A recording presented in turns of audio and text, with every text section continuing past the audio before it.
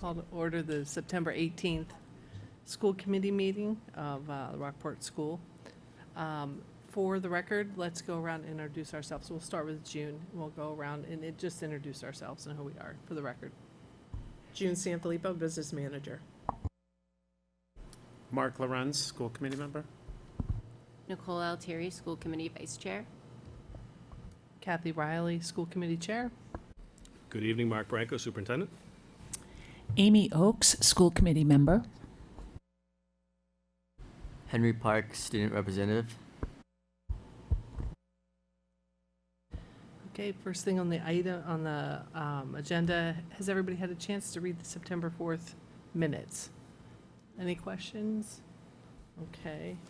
Do you have a motion to approve the September 4th meeting minutes? Do you have a motion? So moved. Second? Second. All in favor? Aye. Okay, sweet. Do we have any public comment tonight? No? It looks like we're not. We're all by ourselves, sort of not. You're not. You're somebody. Dr. Branco, do we have any correspondence at this time? We do not. Okay, no correspondence. Do we have any donations at this time? We do not. Okay. Do we have any personnel items at this time? We do. So in your drive, you have an update sheet. I'd like to welcome Michael Castellucci, hired as a crossing guard. Jennifer Estrada, hired as an elementary school paraprofessional. And Emily Clarindo Faraya was hired as a school nutrition worker. So welcome to all three of them to the Rockport Public Schools. We appreciate you joining. Great, thank you. Henry introduce? Park is with us tonight. He's one of at least two, I think, students who are going to rotate in and out of our meetings this year to give us some success updates and to let us know how student government is going and how they're working with the principal and the leadership team to better this school. So I'm going to give you the floor, take a couple minutes, introduce yourself, talk about what's going on. All right, thank you for having me here. I'm Henry Park. This is my first year officially on the Student Advisory Committee, but I have had prior experience helping out the former members of the Student Advisory Committee. Most of us are new to the Student Committee, but we are eager to bring change and hopefully represent the student body accordingly, and we're excited to be here. Thank you for having us. And just a reminder that that Student Advisory Council will meet regularly. They'll meet with Principal Rose, leadership. Sometimes they'll meet with me. I think we were talking about the both of us coming to your next meeting and just getting a feel for who everybody is. And then trying to help them be more impactful, developing some student-centered goals for the school too, right? So I'm excited to have you guys. It's always new to have some turnover there. Good. I just wanted to thank you for coming and to make sure you know that for some of us, you are the one point of contact with students in Rockport schools.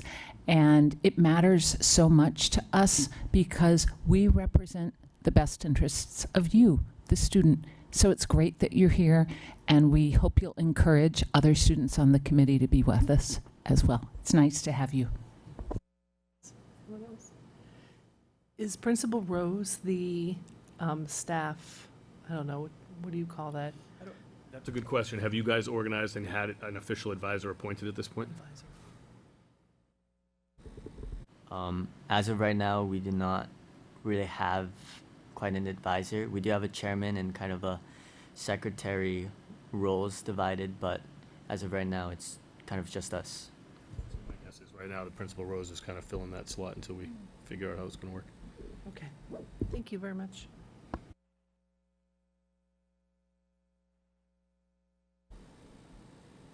Okay, so at this point, do we have an update from the policy subcommittee? You guys were hard at work up to the last minute. Who will be reporting?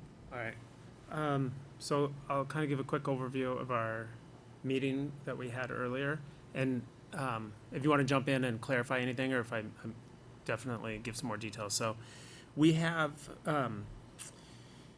we had 8 policies that we were looking at in our meeting that were holdover policies. So if you recall, we had different sections we had reviewed, previously, and we had some policies within each of those sections that were holdovers where we needed more information to review.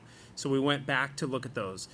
There's 7 policies that we would like to put into the drive for our next meeting to begin doing a first read. So those policies will be in the drive shortly to review. There's another policy, the 8th one, we are going to continue a holdover to get even further information. So we have those 7 for right now. I'd like to remind everybody that the mass consultant we have is on those policies. At the top of the document is a note about why changes are being recommended, whether it's a mask change, an MGL change, it's a Rockport only policy, whatever that might be. So that's a place that when you go to those policies, that would be the first place I would look towards to get some good information about kind of the overview of what changes are being made and why. And then, yeah, next time we meet, we'd like to do a first read on those 7. And then we have another meeting scheduled where we have 2 more sections that we'll be getting to this year shortly. So that's our plan. So just a reminder, when you go into your school committee drive and you go into the subcommittee folder, there's a running document with all the hyperlinks. So if you use this slide deck or the agenda for the policy subcommittee, these are the policies you're going to want to click on. And as Mr. Lorenz said, there's going to be a spot in there where you'll see a note that should tell you which one we're skipping and which one we're not skipping. Yeah, one of those we're gonna, It's getting tabled Yeah, together, we'll right? yeah, So it should be clear when you get in there. But no, again, when I prepped with Alicia the other day through email, she wants to continuously remind the committee, I think, and the larger committee that while we feel like we were plugging away, so to speak, last year, that we did some serious heavy lifting last year. The fact that we only have 2 sections is great. The 2 heaviest sections, like this instructional section, could be 3 or 4 meetings, and we want to make sure, even based on tonight, we had some really substantive conversations around only 8 policies. So I feel like some meetings we go a little quicker, and other times we really slow down. So thank you to Mark and Amy for the work. And we've had a lot of help from the technology team, our attorney, the leadership team, June reviewed finance. I think we've had a lot of input from the staff to really make sure this is all representative of our practices too, so we don't feel like we have to come back a second time. Okay, great work. Okay, so any unfinished business we have to hit tonight? No?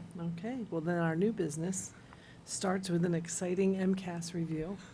It's that time of year again, so let's hear what's going on. It's not so exciting. We don't have a lot of information for you right now. This is just a preview. Accountability data is currently embargoed and we're not allowed to discuss it publicly. But we wanted to give you a heads up because the accountability will be made public before the next school committee meeting, so it'll be between this meeting and your next. So you have the dates of what's going on, and what we've just recently found out was on September 24th, when the BESE meets, that is when they will release the MCAS and the accountability data. So, like I said, it'll be in between, so we thought we'd give you just a little bit of a preview of the accountability in terms of what it means, so that you're prepared when you see those public reports or if you have any questions, and then next time, we'll be able to present more on the accountability reports for each school. Ms. Goody, before I start, just a reminder, is your intent to have the second meeting will be accountability and then to come back with the actual MCAS results for 2 separate sessions? I think it would be a lot to do accountability and MCAS in one night. Agreed, yeah. And if we hold the MCAS until the second October meeting, that will also give the staff time to look at it before we discuss it with you, Okay. if that's okay. So 1 night of accountability and then 1 night of MCAS, so that's a lot of me.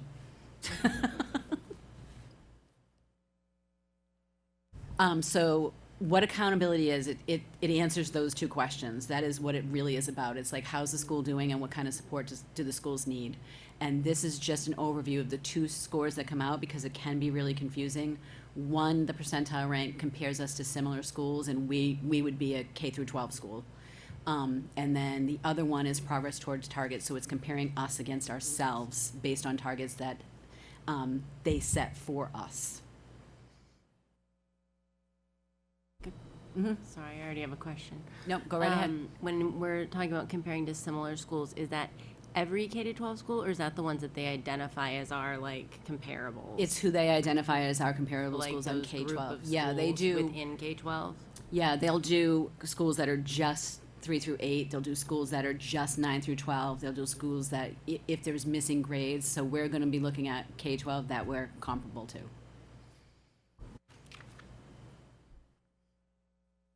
And just, you've seen these reports a million times, but I just wanted to give you a little look at this. It's like when you see that if we score 2 out of 4 or 3 out of 4, those are actually progress. We've made improvement. We've met targets. So you score 2 out of 4, you only get 50% towards your ranking, but that still it's an improvement. Of course, everybody wants the 4s and exceeding, but based on how they create those targets and what we're measured against, that can be difficult. What they had been measuring against is 2019. So that's such a huge difference in discrepancy. So this year we'll finally be looking at data from 3 years of real MCAS results in a row. So hopefully we'll have some good data coming out of that. And this you've never seen this before. I pulled out the accountability targets that they give us in the spring so we know what we're aiming for. Under the ELA, the math, and the science, those are average composite standard scale scores. So our goal from 2023 to 2024, it's only 2 points more they want us to gain, but 2 points more depending on cohorts and testing and how we're looking at it could be a big range. So I thought this might be something you'd like to see, which you haven't seen before, and figured this was something you could look at while you're looking at the results, if you look at those before we bring them back to you. And then in terms of the chronic absenteeism, we had made progress in that area, but what they want is to see that continually going down. So those are what the goals are for this year's. And then the advanced coursework, this was interesting because I didn't know this until we just recently looked at it, but not just AP and dual enrollment, but our Project Lead the Way courses can count for advanced coursework as well for the 11th and 12th graders that are enrolled in there.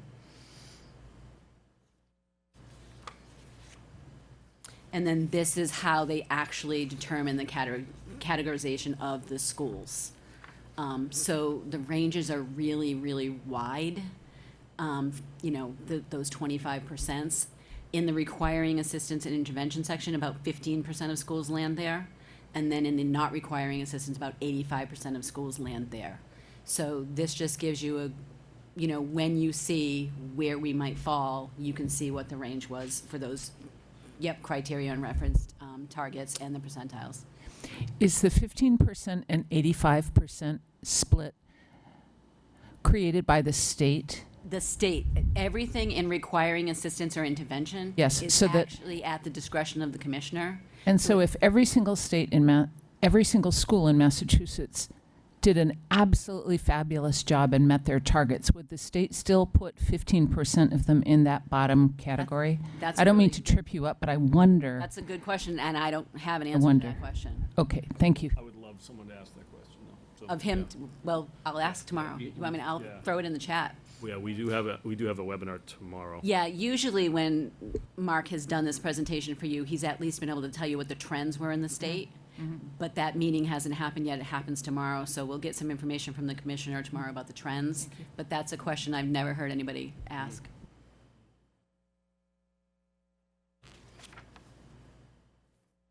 And then these are just examples of what the different reports that come out. The first one's a summary of a district.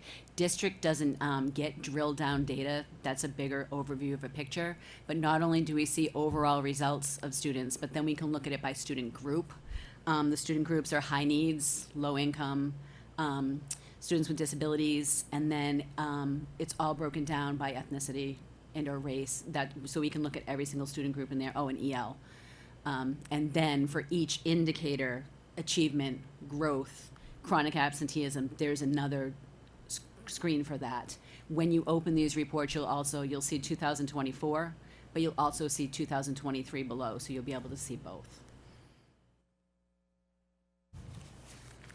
That was really it, just a Any thoughts, questions? Again, this is really intended just to give you the information ahead of time so that when Jody comes back and actually talks about our accountability, you sort of have a cheat sheet and a reference point. And I do like, it was really Jody's idea to chunk it out this way as opposed to, you know, Overwhelming. right. Well, and we didn't want data to be released publicly and you to be like, why didn't we know anything? You don't know anything because neither do we. We know a little, but it's completely embargoed. The only people who've really seen anything are Mark and I so far. So you I said- only have, oh, I'm so sorry. Go ahead, Mark. Oh, you go ahead. Go ahead. My only other question, assuming that we'll see the data before we come back to ask questions, is there a cut point for N size below which we will not see data for our student populations? 20. 20. There Thank needs you. to be 20 students in a group to get the data released. And in a small town like Rockport, that actually becomes a real conversation. Right. Right. Yeah, there will definitely be a couple of categories where we will not have data. I was just going to clarify. So you said the 24th is when the embargo is lifted? Is that right? Yeah, and everything we have right now is also preliminary, so even if we told you this is the category we in, that could change between now and the 24th. So that's another reason not to share, but yeah, they said the 24th at 10 a.m. during the BESE Is that meeting. when reports will be mailed home to We should have the parents? reports by the end of the month, and then they'd be mailed home from there. We are in the challenge period now, is that correct? While I think it's over now. it's over now? Okay. Yeah. So it Yeah, that while was we more had the August, embargo, yeah. beginning of September, to do that piece. Yeah, all they said, Mark, was late September. Until, 2 days ago, all we had was early September, mid-September, late September for you, but late September is the printed reports, and then we will send those home to And parents. we turn them around pretty fast, so, yeah.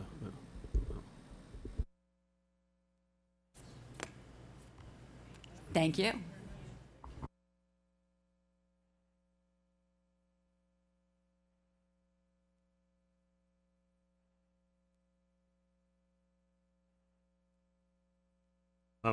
A job description update for you to take a look at, that had been in the drive previously, with the transition from Martha Robinson to Anne Marie Luster. Martha was actually incredibly helpful in creating this document, so we had old job descriptions, we had pieces of job descriptions, and so in order to help with the transition, we really sat down and spent some quality time taking a look at the entirety of this job description. So if you have it in front of you or in your drive, it is a laundry list of 34 responsibilities, and I just think it's important that you as a governing body understand the depth of this particular role, which is why we have a couple support staff in that office, which is why we kind of have an all-hands-on-deck mentality. It's also why we have tried to build systemic infrastructure from a personnel standpoint with special ed facilitators, as opposed to having the team chairs in the past. So the responsibilities of this role are, to me, are just mind-boggling, and when you have someone who's doing this role well, it's really meaningful. So this is current, it's up to date, I would like it. If you could take a motion and approve tonight, so that as we move forward from the interim model to the full appointment model, we have a job description ready to go and viable.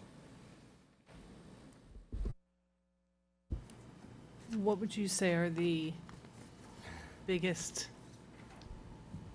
changes?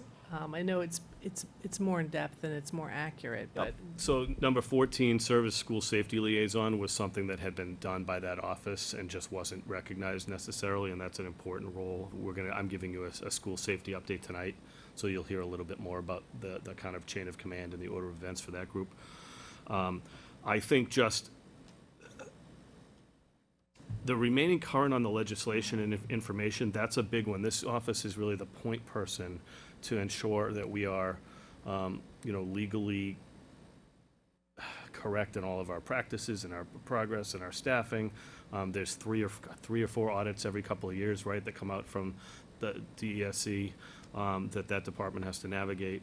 So I really think that's a concern. The homeless and foster care education coordinator, while it's not a large number of families necessarily in a town like Rockport, it's a very important piece of the job that that, again, nobody comes into that role with that kind of depth of knowledge.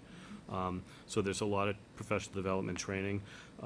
We have contracted with a current collaborative special ed director to be Anne Marie's coach. And she's meeting regularly with her face-to-face. She's meeting with her virtually, on the phone, through text. So if some of you remember Pam Gerard, I believe she had been in Rockport.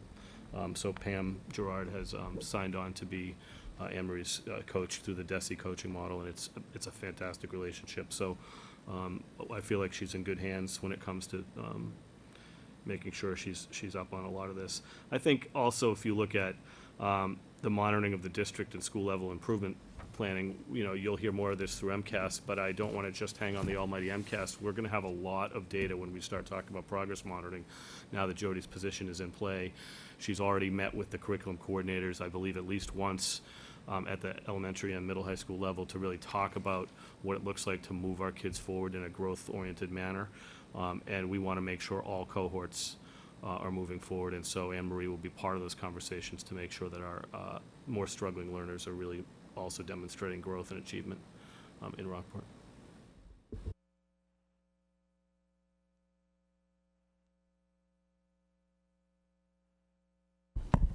I'll make a motion that we accept the job description position as presented. Do I have a second? Second? Okay, all in favor? Aye. Aye. Aye.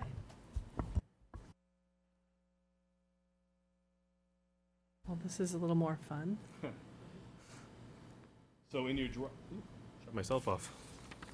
In your drive, you have the Educational Travel Adventures itinerary for our 8th grade trip to Washington, D.C. Robin Crocker, I'd like to publicly thank for taking the lead on this.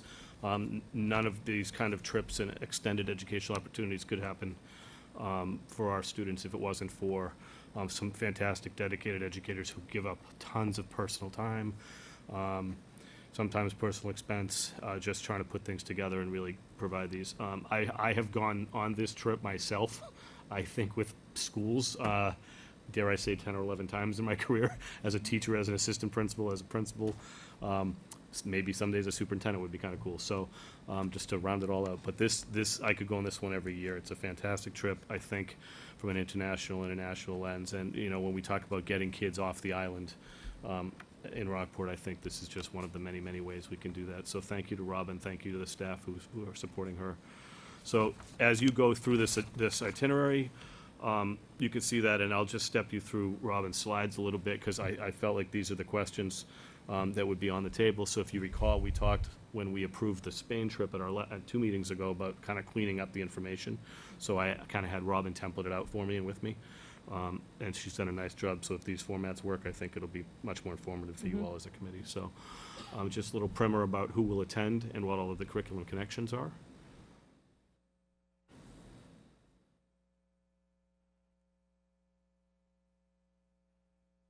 And then some other questions. What if students change their mind? We do have travel insurance options. What about students who don't go on the trip? Just students don't go on the trip, we'll still have an active enriching week with a lot of variety, museums, walking field trips, trips into Boston, Salem. We'll try to recreate the zoo aspect with the Stone or the Franklin Park. So I can't tell you off the top of my head what the percentage of students who've traveled in the past is. That's a good question that I just asked myself out loud in front of you. So I'd be happy to come back with that one. But in general, our hope is that the greater majority of students will take advantage of this opportunity. And again, if you looked at that first slide, we're going to make sure that no one is prohibited from attending based on finances. So I'll open it up to you, Madam Chair, about questions or thoughts. Does anyone have any questions? I think this was a great format, having the whole itinerary there and all the pricing and insurances laid out, and then having Robin's short. Okay. That was a great, I mean, I feel like I know all of the information, so I don't have any questions. Doesn't look like anybody else does. So do we have a motion to approve the 8th grade trip to Washington, D.C. as presented in the notes? So moved. Second? Second. All in favor? Aye.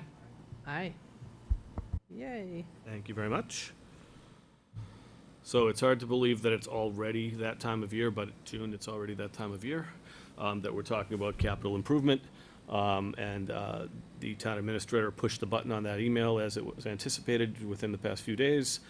So what I've given you is a similar format that we've used in the past. I wanted you just to have the timeline ahead of time, so you could see that the school district is literally right in the middle of that September 12th to October 21st window, as is all of the rest of the town departments.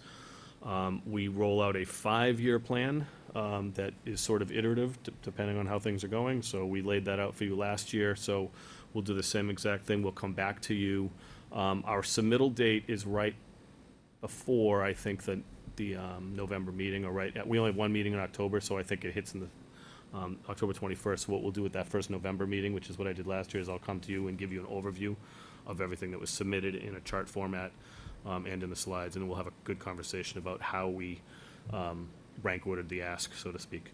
So any other questions you have, I can tell you, and if you want to jump in, I can tell you that we're really proud of the work we've done the past couple years when it comes to window treatments and blinds and shades. Elementary school looks like a brand-new school if you walk into those classrooms.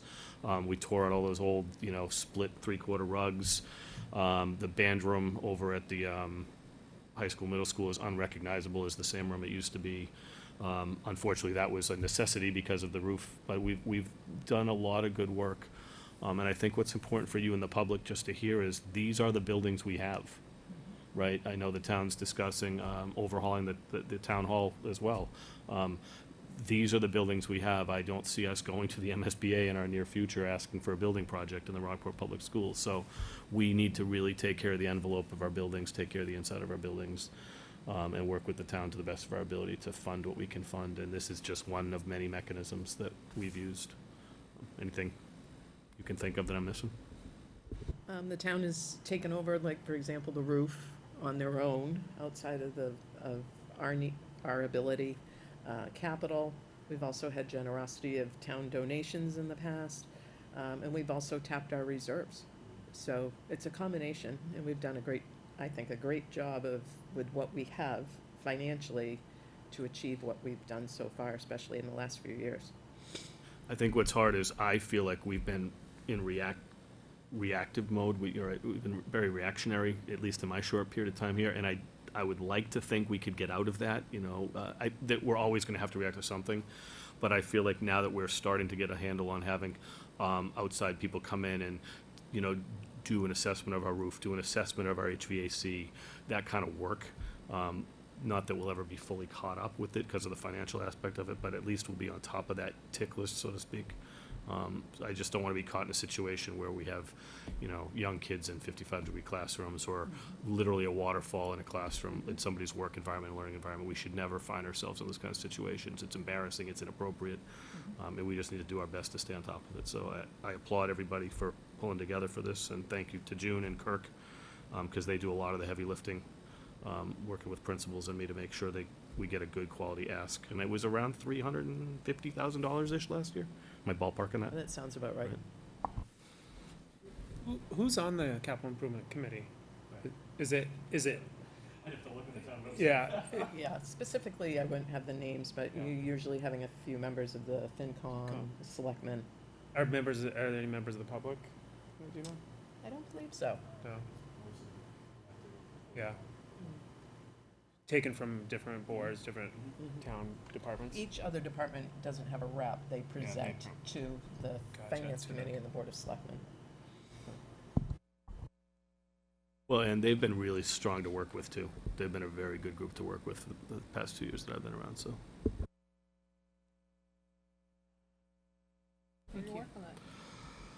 So, it's tough to talk about school safety and security. It's probably the most important conversation we could have, just above, obviously, student achievement and growth. But in today's world, it just feels like it's an ongoing conversation for us. So what I wanted to do, and I wish I'd done this last year, but it was really still coming to fruition, I think, last year. I wanted to give you sort of a primer for where we are and what our models look like in the district right now. And some of what I put on the slide, we can publicly share, but there's obviously a whole bunch of stuff that we won't discuss tonight, so if you ask a question and I think it's crossing the line, I'll just say we can't talk about that. But I want to give you enough information that you feel as the school committee, that you feel in on the loop, so to speak. So we have what's called affectionately DIRT. In the world of acronyms, we just keep having more. The District Emergency Response Team. This is made up of the Chief of Police, the Town Administrator, myself, Director of Student Services, who also serves as the School Safety Liaison, Middle High School Principal, and Elementary Principal. We have been for the past 1.5 to 2 years now meeting monthly. And the goal of those meetings, other than just to check in and kind of get a feel for how everything is going operationally, we plan and develop, we review the planning and development of all of our safety plans and our processes. We discuss the need for training, how training has gone, and we do a lot of authentic problems of practice or scenarios in that meeting too, which has been super helpful to have the chief in that room with all of us to really talk and workshop through some real life situations that we've been through. We talk about current local, state, national concerns and examples. The chief is doing this work at the state level, and I dare say he's probably connected to the national level to some extent. He is really at the forefront of this work across the Commonwealth. And so I want to say on a weekly basis, sometimes it feels like a daily basis, he's hitting the members of the DIRT team with, articles, videos, some kind of updates, recently letting us know what's happening in schools and what's happening in small towns. So I feel like we're really getting a good, authentic representation. So if my news feed just doesn't catch something, I feel like Chief Horvath's going to catch me up on it when it relates to that. So that's a really important team. The second team is called BTAM. That is our Behavioral Threat Assessment and Management Team. This is a much broader group, so this includes the members of the DIRT, as well as assistant principals, dean of students, school counselors, psychologists, and BCBAs. It's approximately 20 staff members or so. And we meet during the school year every other month, roughly. It's about 5 a year. Those are very topic specific, where we do trainings, professional development. We've run tabletop exercises, which have been really, really meaningful, that are scenario specific. We've had some good roundtable discussions and problems of practice, and we've created regional partnerships, and so I wanted you to see an example of that. So the chief put together a regional BTAM meeting, which was attended by BTAM members from Rockport, Gloucester, Manchester, Essex, and partners from all of the local police departments as well. And then we had a guest presenter, FBI Special Agent Sarah Wielden came in. If you ever watch CSI, if you're a CSI kind of person, that's what she does, that behavioral assessment. And she came in and did a training around an overview of targeted violence in schools and led a really very heavy case study discussion. And so it's heavy, but we all walk out of those kind of meetings feeling much more informed. I don't think you ever feel fully prepared, but to be informed is sort of the goal of some of this work. And then the big piece of the work that's happening is Martha started this work with the chief. Anne Marie is continuing it with the chief and the DIRT. That we are creating our school emergency operations plan. That is the COP. That will not become a public document, but I've given you sort of some highlights of what goes into the COP. It's a pretty thorough, comprehensive document. It's more of a manual size, and the chief has some good templates that he's helped guide us through in the development of that. So that has been a very slow, ongoing procedure, but I actually think we're extremely close. And then we will do training internally on that, so we'll have professional development with all staff, where we'll go through pertinent components of the COP with teachers and other variety of staff of the district, just to make sure they understand. And some of this we've already done, but it's nice for the DIRT team to have it all packaged together in kind of one place. So again, I can't say enough about the partnership that we've had with Chief Horvath, and the police department on this, and not every town administrator or town manager, gets. They do get involved, but Mitch is at every single meeting. He has never missed a meeting. He participates on all of these, and it's really important to see, the town CEO and the school leaders and the safety officers come together for this important work. So that's what's been going on. Before I move to the next slide, if you have any thoughts, comments, questions about these particular 3 buckets, I'll answer what I can. Kathy's laughing at me. I was just wondering, just hearing from students over the years or whatever about like their concerns and how they feel, especially when there's a national incident or whatever. Are the students, not at the elementary level, but maybe at the middle school and definitely at the high school level, aware that there is a threat assessment team, that are these adults in teams that are doing things to keep the students safe? I'm gonna guess some and do and some don't, but you tell me, because I have a feeling Henry, we've talked about this. can You tell fill me. us in? So actually, we were that was one of the topics we talked about in today's chaotic meeting. We talked about like school safety and like especially with recent national like concerns with like the coordinated school shootings happening all over the states.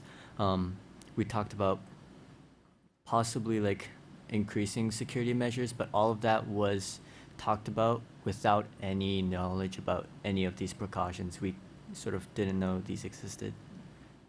So I think what's important is that I can circle back with DIRT and BTAM and say, what are our next steps when we start talking about professional development and training for the adults? Whether it's through our advisory models, weekly assemblies, right, whatever. We have a lot of mechanisms to meet with you all. How do we share enough information that we can share with you to let you know, like, hey, the adults who are helping you survive in school every day are really working hard for this? I think that's a great question. That'd be great Yeah. for the students to know that there are adults and that all kinds of things are happening to keep students safe behind the scenes that they might not know about.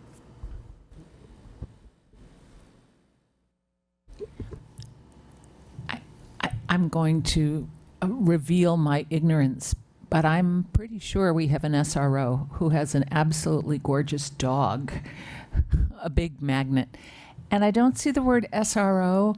And so can you talk a little bit about the role of the SRO in the threat assessment process? So I might have And- just left him off. Let me look at that again. I did. He's So there. he's in the BTAM, yeah. He's not part of the DIRT. We will invite him at times, but he's not normally in the DIRT meetings, but Mike does come to the BTAMs.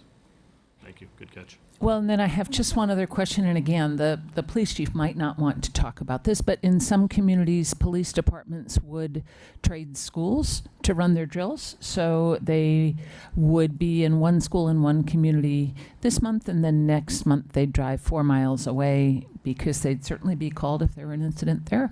I don't know if we do that kind of cross-training in each other's buildings yet. We And haven't. again, you don't have to answer. I don't mind answer. We haven't yet. What I believe is when he held the regional BTAM meeting, that was literally the first one. So I have a feeling his hope is as we start to hold those BTAM meetings, we can start to almost cross-pollinate our practices a little bit. But yeah, I mean, up here, right, in the Upper Cape and North Shore, it's gonna be an all-hands-on-deck response, generally speaking, so, yeah. So the second slide, you either received this from me as a school committee member or a parent, or you're just paying attention to Board of Selectmen, but, the chief and I were at the Board of Selectmen's meeting, I want to say in August at some point, because there were a lot of concerns going on in the South Woods, and there were a lot of behaviors, and there were kids coming from out of town to experience the Rockport experience in a unique way, let's put it that way. And so we've also seen a real uptick in the community usage of the campus during the school day. And I don't have it quantified. I have a window that looks out on the campus, and I can tell you my experiences, there's a considerable uptick just from my own vantage point. So we sent out this message to families. It was included in the principal's updates, a school safety reminder, just reminding them. We also did talk about this at the Board of Selectmen meeting, so what you see in the top of this slide is there is signage that is coming from the town, DPW, and the police department. We really workshopped this so that's as polite but pointed as possible, I guess is the best way I could put it. And we really need people to know that we have a closed campus. It just doesn't feel like it, and it's a beautiful little town, and that really, maybe we don't have any other components of the town that are closed, so to speak. But at 10 o'clock in the morning, you can't come walk your dog and throw your Frisbee with your dog. You can't play on our tennis courts, believe it or not, at 11 o'clock behind my office. We have a closed campus, and we have some unbelievable neighbors in our neighborhood who, would prefer that at 10 o'clock it's a nice, quiet neighborhood. And so we're going to be enforcing that after 10 p.m. nightly. everything's closed down. That includes basketball courts with lights. The exception are when we have school events or somebody's renting a facility or something like that that necessitates outdoor activity. But generally speaking, it's going to be closed when school's in session. That would include a summer school session or any variants of that that we define as school in session, and every night after 10 p.m. And, you know, from an enforcement aspect, you know, the chief is great when he talks about this, and we have some wonderful officers, many of whom grew up in this community, I think. And so I think a lot of people just don't want to, you know, they don't want to kick you out if you're a taxpayer and if you're hanging out with your dog or walking around with a little kid or something. And, you know, today's day and age, you can't do it. And so, you know, they are gonna be upping the oversight on this and, you know, dealing with people who aren't compliant specifically. That includes dropping kids off to access the woods, for example, and then picking your kid up 4 hours later. You're not supposed to be in the parking lot. That's part of the campus. So there are unique Rockport habits that we just are trying to curb, I guess. And, you know, a lot of it is for student safety and public safety. So I thank the chief and I thank the town administrator for working collaboratively on this. And we also sent this email out to staff that you have in the slide deck too, just to let you know that we are asking staff to be vigilant when they're outside with kids, when they're outside alone, and if they're willing to step in and help someone recognize they're not supposed to be on campus, great. And if that's outside their comfort level, give a quick call to the office or to Officer Mike for some support. So any thoughts or questions on this? And Sorry, I feel like I'm talking a lot. I have noticed, like, just walking or dropping off my kids, I think a lot of people use the school campus as an access point to get to Lanes Farm Road, which goes to the South Woods. There is a right-of-way on Jordan's Lane that is unmarked, and I wonder if we could work with, you know, just mention, or I'm happy to contact or whatever, the rights-of-way committee, maybe if that could be marked, or in some way, because there is a way right there on Jordan's Lane, not going through the school, to access that, and I feel like that's a lot of the access that happens. They want to get to Lanes Farm Road to go to the South Woods, but there's another access point right there, but it's not marked. Not to give anyone other things to do, but That's a That would that's a be- great solution.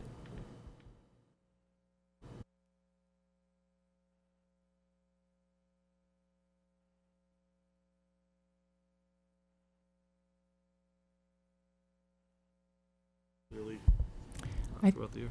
I think we all really appreciate the focus on safety and security, and I think probably we all appreciate the stress and strain that it puts on students to have an Alice drill or to talk about it in an assembly or to think about it, and it puts pressure on the adults just to practice, just to talk about it is really, really challenging. And I think it's hard sometimes to appreciate the magnitude of the responsibility that everybody feels. All the adults in our schools feel this responsibility, and we share it with you. And so I think we all just really, really appreciate the work. So thank you for doing it. So we're getting really close, really close to our first formal financial update, but June's going to give a little bit more commercial about how things are going so far. Thank you. Town Hall is doing great, working on closing out the year and getting all the year-end things. So I will not have a formal one for your next meeting in your drive, but I'm comfortable putting together an educated estimate for you. So we'll have that in your drive before the next meeting. And then in November, if there's any significant changes, we can formally discuss those at that time. The other thing I wanted to discuss tonight is our main playground. We had a walkabout, the principals, some staff, and Kirk walked the playground and have come up with a list of safety concerns through things that have worn out or are now broken in the main playground. And the designer, the original designer, graciously came out and walked, and very quickly came out, and unfortunately there is a cost to it to repair it. It's approaching about $10,000. So how do you deal with paying for this, covering this. Now, at that price, we could certainly put it on capital outlay as a request and a safety issue, and it would be a high priority. The downside of that is you're not gonna see that money until after town meeting, and with a work, they build these things to order. You're then looking at another 8 weeks, and then scheduling. So do you do that? And we discussed it in-house and decided that that is not the best option for us at this time. So we've decided to tap our reserves and order these items that need to be fixed immediately. So with a 6 to 8 week window for those items to be ready for delivery, we're looking at, around 2 months. And I think that's much better to have that playground safe and fun for all, and well worth the money of us taking that risk out of our reserves to deal with it immediately. So we just wanted to let you know on that. The other interesting thing that the consultant from the company that put it in said, and I'm paraphrasing, so Yeah. correct me if I'm paraphrasing poorly, that we have one of the largest and more up-to-date playgrounds in the area. And so at first I said, should we get an estimate for what it would, I didn't even want to see the number, but should we get an estimate for what it would take to replace it? And she actually said, absolutely not. She said, you're better off working with us, doing mitigating strategies, taking care of broken equipment. There's one particular piece of equipment, I just know it as the jumpy worm, that, if we take it out, we could find a way to put a piece of equipment in its place at some point. That's probably not part of this $10,000, but we could then, work with other entities in the community to find out if we could get that done. Because of the type of ground or turf that we have in those, right, you have to be careful because they custom put that in after they put everything else in. So you can't just tear out what's there. Now then you'll have cuts in the turf. I want to say flooring, but in the turf, right? So the same thing's going to happen when we finally on our new preschool playground, which you'll hear about not tonight but soon. So as you put these things in, there's a permanency to when you put that kind of equipment in. So happy to hear that it's in the shape it's in. I know it sounds like it, if you talk to certain community members, it sounds like it's really in tough shape. But for $10,000 to get us in a position where we feel comfortable with it, and then to have a better idea of how to estimate moving forward, I think we're going to be okay. Could I say something, or ask a question? I don't know if it's a question, a statement, what it is. I think it's great that we're gonna have that quick turnaround, and it's really important to have the playground be safe. That said, I know that the playground is on school property, but I also know that it's a playground that's used by summer fun. It's a playground that's used by everybody who comes to Rockport and knows we have a great playground, and we have it open to anyone in the community all the time. So is there any thought in the future going forward of sharing costs with the town for the playground? And I know that's been over the years. I hear sort of the chatter of whose playground is it and who's responsible. And of course we want to be safe and quickly. So, but in the future, are there discussions that we might? So yes, there's a lot of discussions, right? Tennis courts on school property, softball fields on school property. If you were at town meeting a couple weeks ago, they discussed the softball field. So there are other mechanisms in town. I tend to lean on that these are not necessarily just school. As a matter of fact, they're more town property than school property, because we are the town. The problem you have when you go to some of these other philanthropic funding sources, or the ones that are connected to a town vote, is you have to wait until the almighty spring town meeting. And in this particular case, Needs to be- could we go to someone and try to get $10,000? Maybe, but if it has to wait for a town vote, we're really not comfortable putting yellow Right. police tape and duct Closing tape off- over we something. don't That wanna makes close total off sense. sections So- or not have that apparatus Yeah. available. So the big picture is yes, particularly as we move forward around things like upgrading equipment or looking at tennis courts or anything else like that, that we need to have those big conversations. Yeah. I agree that we need a safe playground for students. Perhaps at some point in the future, you would talk to us a little more about what process you use to regularly check on big, expensive equipment. I'm not sure that I remember us having a conversation last year about taking money from reserves for surprise repairs. So I agree with you, Nicole. I think we need a safe playground. But I go back to process, and I don't need an answer tonight. But I think it might be an interesting conversation at some point for you to educate us about, this is how we walk around and look for problems, so we're not surprised, and we don't go to the reserve, we put them in the budget, and everybody, or we go to CIPC or whatever it is, and we don't find it. Yeah, sometime, not now, but that might be a great discussion sometime in the future. Yeah, I had a question that was very similar to yours. Were these things that broke on the playground? Was it equipment that broke, or is it equipment that just had normal wear and tear that is now run down to the point where it's not safe? I don't know the full list. But I do know there were a couple of pieces that are broken, and one is an adaptive piece. So I think we feel strongly that you want to be very inclusionary, and if one of those pieces, I think those should be a top priority that we address immediately. Right. So- As far as wear and tear, I do agree with Amy on that yes, I think that can apply to the whole campus, actually, and I think we're moving in that direction, especially with like the roof analysis, and we can do a roof analysis of the elementary, so neither the town nor us would be blindsided going forward, and we certainly could include other areas. I think it's a great idea.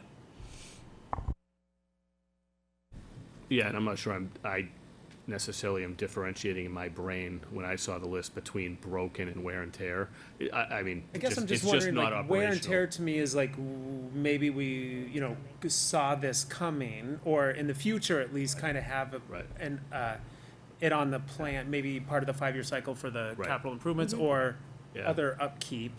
Yeah. But if something breaks, it's a surprise, and then you're at a point where you, like you said, you need to fix it as soon as possible for a safety issue. So and similar, yeah. similar to what I just explained a few minutes ago, now that we've got a handle on some HVAC issues and some roofing issues, we are contracting with those vendors to do regular inspections and assessments, and there's someone from the DPW on the town side who has some skill sets to do some of that work.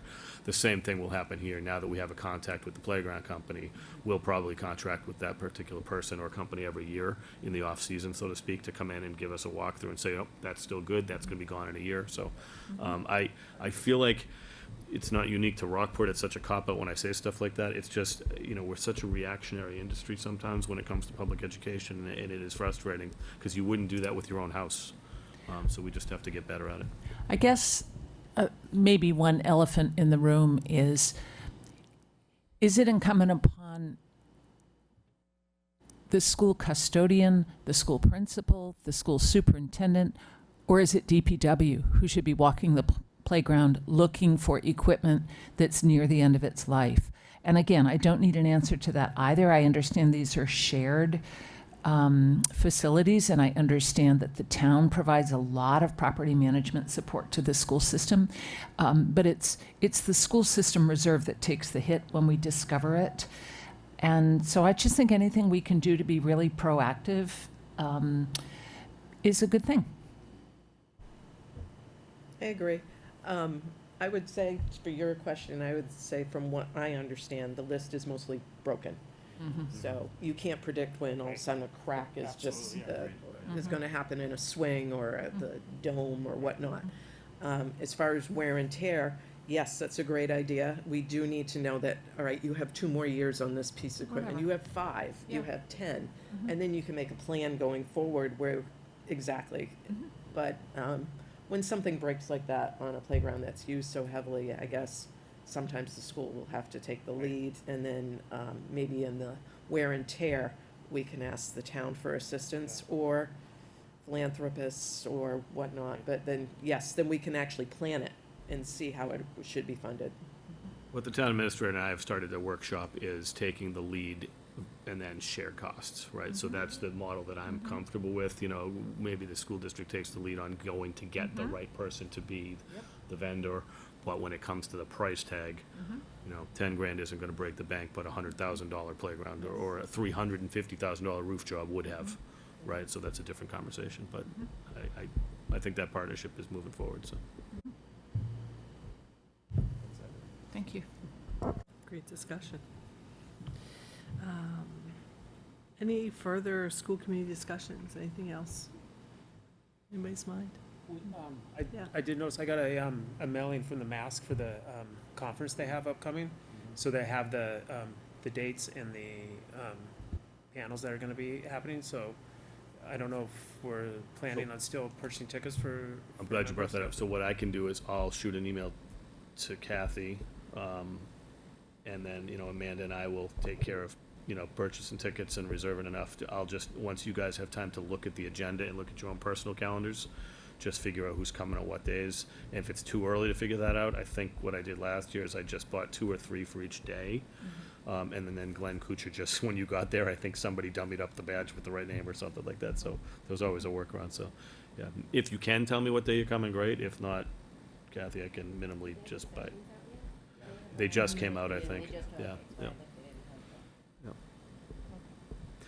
And I know he just walked out, but if you recall that the reason I wish he hadn't walked out, that's my bad, so I'll tell him to watch the tape. If you recall, the reason we're not holding that second meeting in October is because of the technology conference, MassQ, which is the Massachusetts Computer User Educators Conference. And Monty and the tech team put together a formal proposal to present, and we were selected to present at that, so there'll be a team representing Rockport. So you had talked about how, you know, we might make sure we publicize when our staff gets to do that, so thank you. And I think he is pulling a couple teachers into the mix to talk about how we're using specific technologies in the classroom, so that's where we will be when we're not in session in 2 weeks for that October. I don't think we need to talk about it tonight, but just to remind all of us that we created a focus for our school committee work for the year, and it had to do with advocacy and communication. And so as we look at upcoming agendas, I think it would be great for us to think about when we ought to return to that topic and whether that would be a conversation where we might want to think about a subcommittee or something like that. And again, it's not on our agenda tonight, and I'm not asking that we do it tonight. I'm just reminding us that that is important to all of us. Thank you.